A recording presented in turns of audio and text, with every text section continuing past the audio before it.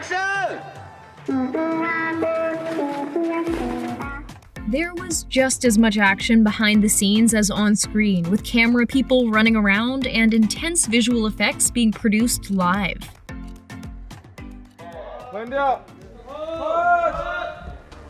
The glass stones ending definitely caught us off guard, but the process to capture the way it surprised Gion, Se-byuk, and Sang-woo was an extensive one.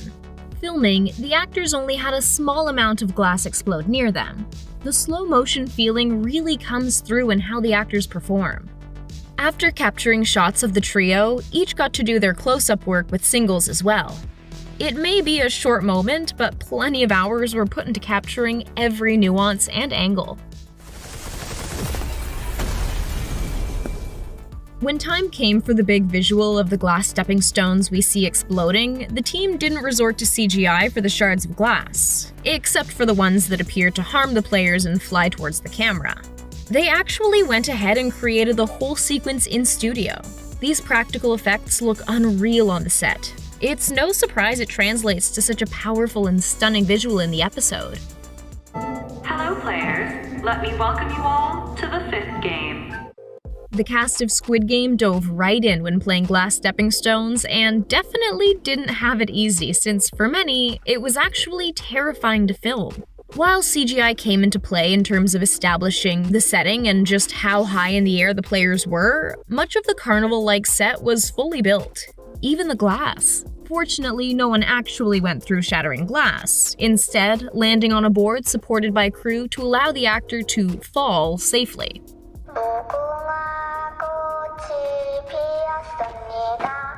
In the show, the set that Red Light Green Light takes place on already seems awfully crowded with the nearly 500 players, but on the set, there were even more folks, making it a pretty chaotic yet well-organized space. We would have thought CGI was used to add the bodies of those who lost during the game, especially the piles of people at the doors, but the actors all actually stayed wherever they were when they lost the game, which couldn't have been very comfortable.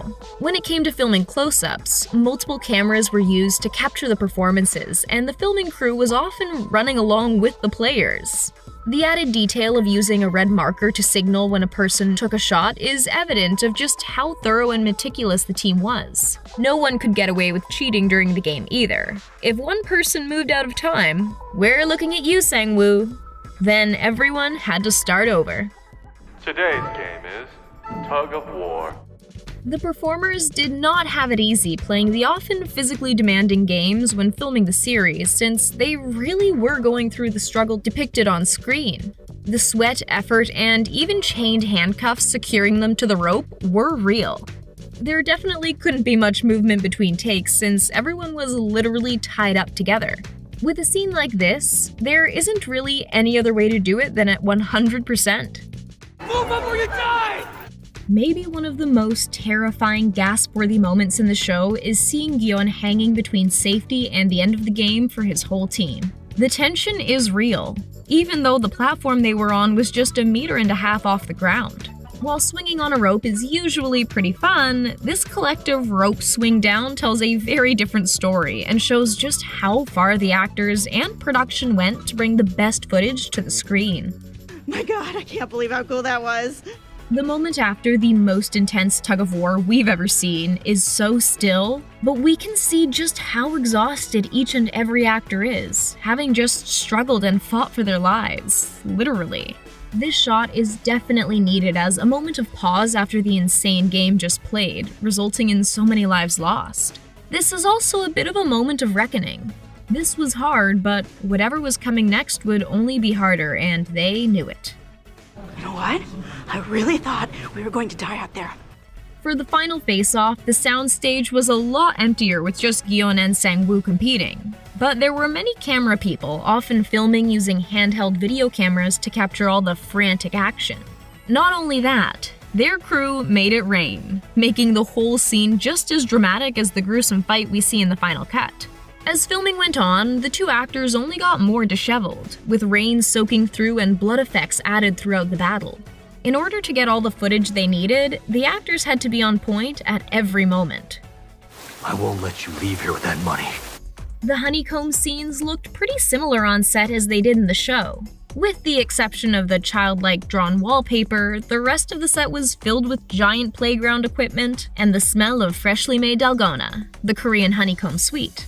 Luckily, the actors didn't have to listen to the actual loud noise each time a bullet was fired, as someone on set was in charge of giving a shout to indicate the moment instead, so the performers had a solid, unified cue to react to.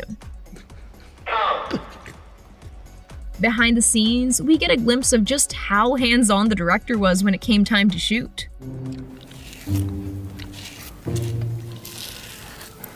Surprisingly, the cavernous, cool space where we see the confrontation between the police officer and a team member of the Squid Game is real. The opening on the top of the cave and the murky pool made the ideal setting. No doubt the actors felt totally immersed in the story.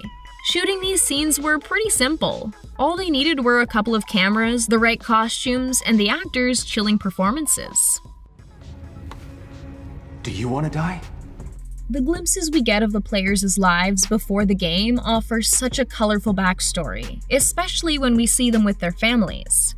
Each of these scenes were shot quite intimately and simply, focusing on the narrative and what these relationships meant to the player, which translated to the screen beautifully. It's also one of the only times we get to see a typical everyday aesthetic, making the stark contrast between the real world and the Squid Game world even more apparent. So which color do you want to play as? How could we forget the original Squid Game? Filming this scene may have been one of the simplest setups, using an existing playground space. It only adds to the realism of the show and offers a great reminder of where the players started, as innocent children playing games for fun, instead of their lives. At that moment, I felt as if I owned the entire world. Hanging out in the dorms between games certainly wasn't any less stressful than the games themselves. The bare-bones set with the cool industrial edge does the trick, and the feeling of the daunting space comes through the screen. What we saw in the show was almost exactly what was happening on set, with all the added cameras and crew people, of course. We can't fall asleep tonight, okay? Who knows what someone else may try. Many moments in the Marbles game bring intense connection and emotion. The way they shot these scenes was a pretty stark difference from so many of the large and intense games. The fact that the actors were in a small space together with just a few crew members around really helps the intimacy come through and offers us the chance to get up close and personal with these characters and the short but meaningful relationship they have playing marbles. We'll go around this whole town and take all the marbles, okay? One of the reasons the Marbles game is so effective is because of just how well the setting transports us to the alleys of a small village. It makes sense that this is the set the team spent the most time building. Every detail, down to the stunning backdrops, moves us. It's no surprise they got the performances they did. The authenticity of this world is remarkable. My wife and I had this one here. The use of practical effects, CGI, and incredible actors really went a long way in making the production so high caliber. Fortunately, the actors didn't really have to go head-to-head during Tug of War, since there was a machine pulling against whichever team was being filmed. Which Squid Game would you try?